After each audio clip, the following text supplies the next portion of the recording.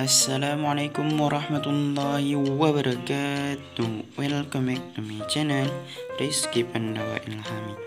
Oke teman-teman, jadi di kesempatan video kali ini kita akan melanjutkan pembahasan kita yang kemarin. Jadi kita kemarin sudah membahas yaitu siapa-siapa saja yang diwajibkan melaksanakan sholat. Kemudian kita juga sudah membahas bagi seorang pemabuk dan seorang yang murtad. Maka seorang yang pemabuk dan murtad itu dia harus mengqadha sholatnya yang ditinggalkan. Oke teman-teman, jadi kita akan membahas dalam pembahasan ini yaitu seseorang muslim yang mukallaf yang dibunuh. Mengapa seorang muslim dan mukallaf ini dibunuh? Maka kita akan membahas ini dengan lengkap dan tepat. Mudah-mudahan teman-teman bisa mengerti dan paham. Oke teman-teman, langsung saja kita pada pembahasannya. Bismillahirrahmanirrahim. Wa yuqtalu ay muslimu mukallafu tahirun haddan bidarbi unuqihi. Dan dibunuhkan ianya seorang, artinya orang muslim yang mukallaf lagi yang suci, haddan hal keadaan had ataupun hukuman bidarbi unuqi dengan dipotong dipenggal lehernya. Jadi seorang muslim ini dipenggal kepalanya ataupun dipancung karena dia itu in akhrajaha ay maktubati amidan an waqti jam'i, karena seorang muslim ini mengeluarkan waktu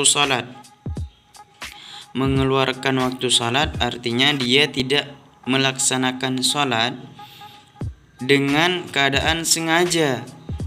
Karena itulah dia dihukumi hukum pancung ataupun dipenggal.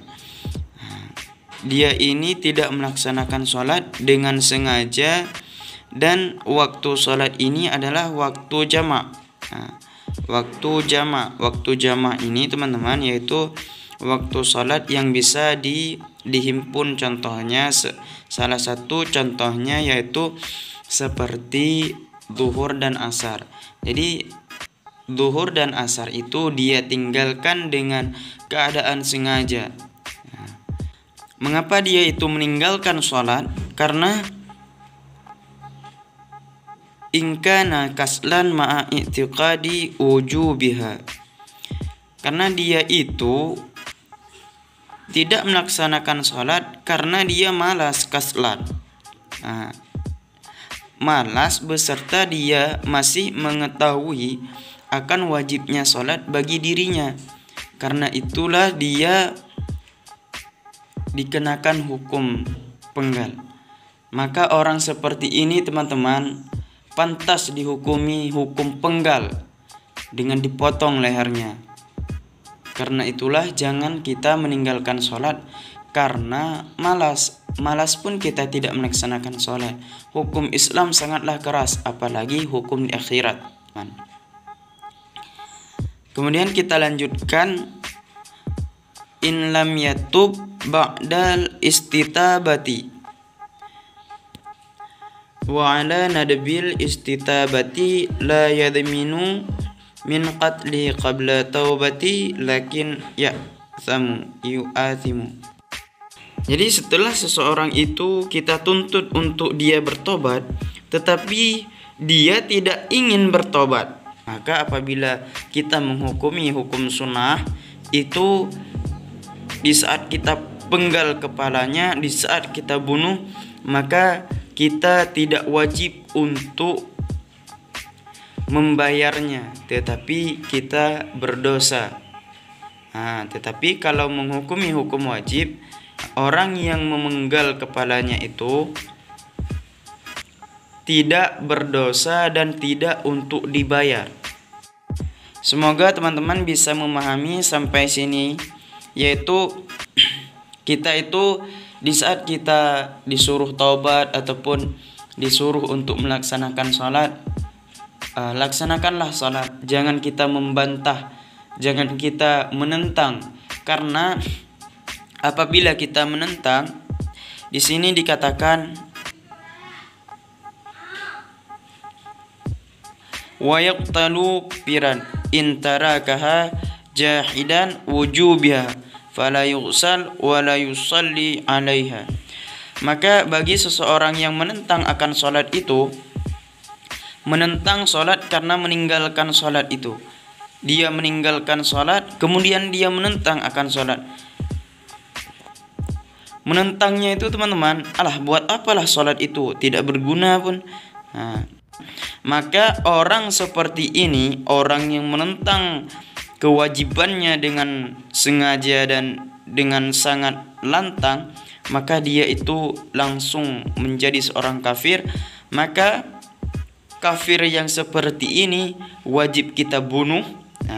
Di saat dibunuh, dia tidak wajib kita mandikan, tidak wajib kita salatkan. Maka janganlah kita menentang sebuah kewajiban kita sendiri, dan jangan kita menentang akan hukum Islam ini, karena hukum Islam ini adalah sangatlah keras. Kita seorang muslim, marilah kita tegakkan agama Islam, marilah kita laksanakan sholat apa yang telah disuruh oleh Allah Subhanahu wa ta'ala. Kita laksanakan sholat dengan ikhlas hati dan dengan sepenuh hati.